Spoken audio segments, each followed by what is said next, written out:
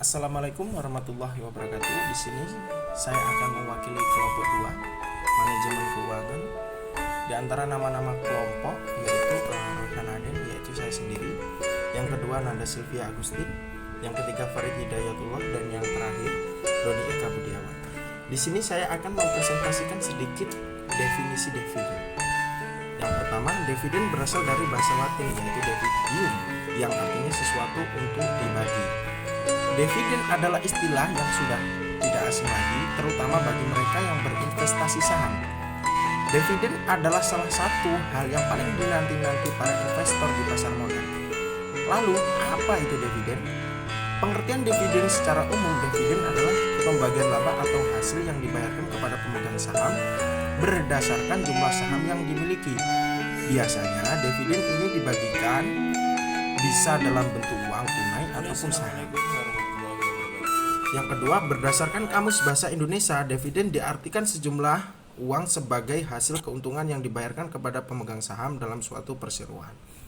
Menurut Kamus Besar Bahasa Indonesia KBBI, arti dividen adalah bagian laba atau pendapat perusahaan yang besarnya ditetapkan oleh direksi serta disahkan oleh rapat pemegang saham untuk dibagi kepada para pemegang saham. Sementara itu, dikutip dari laman Sikipewangmu OJK Go ID, arti dividen adalah bagian keuntungan perusahaan yang dibagikan kepada pemegang saham. Jumlah dividen yang akan dibagikan diusulkan oleh Dewan Direksi Perusahaan dan disetujui di dalam rapat umum pemegang saham RUPS. Yang ketiga, menurut BPAM, dividen adalah porsi keuntungan perusahaan yang dibayarkan kepada para pemegang saham. Yang keempat, dividen adalah laba yang diperoleh perusahaan untuk dibagi kepada pemegang saham. Sederhananya seperti ini. Dividen adalah hak atau jatah dari perusahaan yang mendapatkan keuntungan kepada pihak yang menjadi investor atau pemegang saham. Biasanya dividen dibagikan oleh perusahaan selama setahun sekali atau 2 kali. Namun ada pula perusahaan yang tidak membagikan dividen lantaran dana yang berasal dari pendapatan perusahaan tersebut diinvestasikan untuk modal usaha. Kondisi tersebut dengan laba ditahan bisa disebut dengan laba ditahan. Di sisi lain, perusahaan yang mencatatkan rugi juga bisa tidak membagikan dividen. Beberapa definisi kebijakan dividen. Menurut Sujaja dan Berlian 2003-390, kebijakan dividen adalah rencana tindakan yang harus diikuti dalam membuat keputusan dividen. Insert the title of your subtitle here. Menurut Wenson dan Brigham 1908, kebijakan dividen adalah keputusan untuk membagikan laba atau menahannya guna diinvestasikan kembali di dalam perusahaan.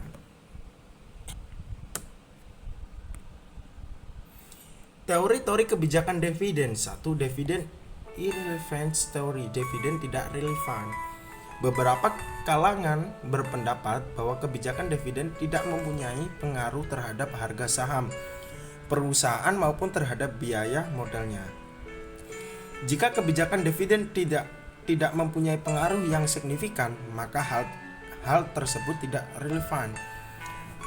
Pendukung dari tidak relevannya kebijakan dividen adalah Modigliani Miller, MM. Mereka berpendapat bahwa bagaimanapun kebijakan dividen itu memang tidak mempengaruhi harga saham maupun kemakmuran pemegang saham.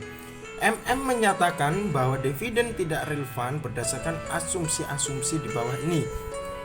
Pasar modal sempurna di mana para investor mempunyai kesamaan informasi. Tidak ada biaya transaksi dan tidak ada pajak.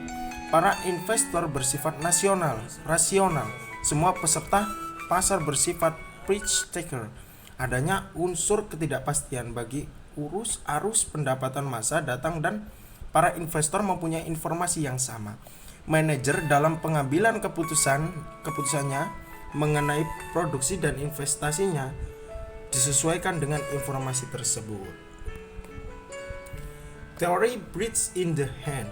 Teori ini dikemukakan oleh Myron Gordon 1959 dan John Lindner 1956 yang berpendapat bahwa ekuitas atau nilai perusahaan akan turun apabila rasio pembayaran dividen dinaikkan karena para investor kurang yakin terhadap penerimaan keuntungan modal capital gain yang dihasilkan dari laba yang ditahan dibandingkan seandainya para investor menerima dividen. Dalam hal ini tidak setuju bahwa ekuitas atau nilai perusahaan tidak tergantung pada kebijakan dividen, yang menyiratkan bahwa investor tidak peduli antara dividen dengan keuntungan modal. Menamakan pendapat Gordon Lindner sebagai kekeliruan bridge in the hand, yakni mendasarkan pada pemikiran bahwa investor memandang satu burung di tangan lebih berharga dibandingkan 1000 burung di udara. Teori preferensi pajak. Ada 3 alasan yang berkaitan dengan pajak untuk beranggapan bahwa investor mungkin lebih menyukai pembagian dividen yang rendah daripada yang tinggi, yaitu keuntungan modal dikenakan tarif pajak lebih rendah daripada pendapatan dividen. Pajak atas keuntungan tidak dibayarkan sampai saham terjual sehingga ada efek nilai waktu. Jika selembar saham dimiliki oleh seseorang sampai ia meninggal, sama sekali tidak ada pajak keuntungan modal yang terutang. Ringkasan teori-teori kebijakan dividen. Dividen irrelevance teori. Dividen tidak relevan, dibagikan atau tidak ada atau tidak pengaruh, tidak relevan. Teori bridge in the hand lebih suka dividen. Teori preference pajak kurang suka dividen yang tinggi. Jenis-jenis dividen. Dividen tunai atau cash dividen. Nah, jenis dividen yang pertama adalah cash dividen atau dividen tunai. Dividen jenis ini dibayarkan kepada pemilik atau pemegang saham dalam bentuk uang secara tunai. Dividen tunai ini menjadi jenis yang paling sering digunakan oleh sebagai perusahaan. Selain itu, dividen jenis tunai juga merupakan jenis yang menjadi favorit banyak pemegang saham. Yang kedua, dividen saham stock dividen. Jenis dividen selanjutnya adalah jenis dividen saham atau stock dividen yang diberikan dalam bentuk saham. Jenis dividen ini pada nantinya akan mampu membuat jumlah saham yang beredar menjadi meningkat. Jika pembayaran dividen dengan bentuk saham ini dilakukan, maka posisi likuiditas suatu perusahaan tidak akan mengalami perubahan. Hal tersebut lantaran pembayaran dengan dividen saham ini bukan bagian dari arus kas sebuah perusahaan. Yang C, dividen saham pecahan.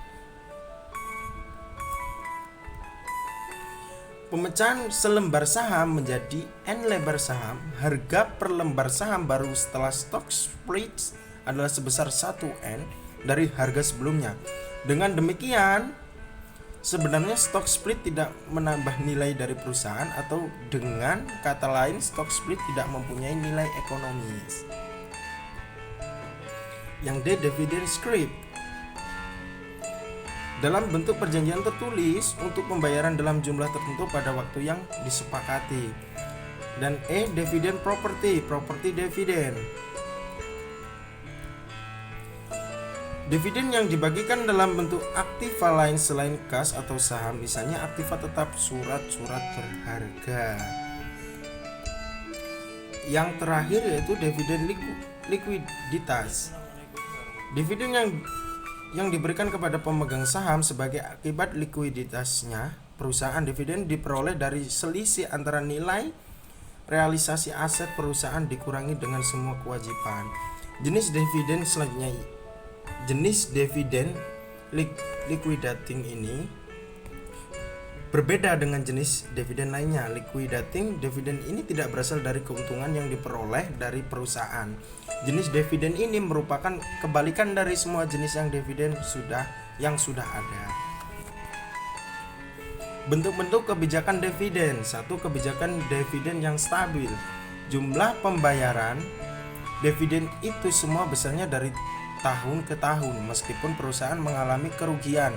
Jumlah dividen yang dibayarkan misalnya Rp per saham maka jumlah ini tetap dibayarkan kepada pemegang saham. Kebijakan dividen payout ratio yang stabil. Kebijakan dividen payout ratio yang stabil, dalam hal ini jumlah dividen akan berubah-ubah sesuai dengan jumlah laba bersih. Tetapi rasio antara dividen dan laba ditahan adalah tetap. Dividen yang dibayarkan berfluktuasi tergantung besarnya keuntungan bagi pemegang saham. Misalnya DPO 60% dari keuntungan.